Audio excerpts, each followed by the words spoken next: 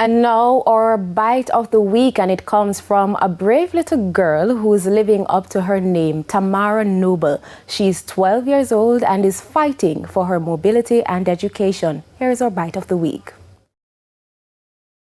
I really think that they should include ramps in all of the schools, because many times there are more people out there in the situation that I am in, maybe in worse case. But I think everyone have a chance to succeed and to reach their goals.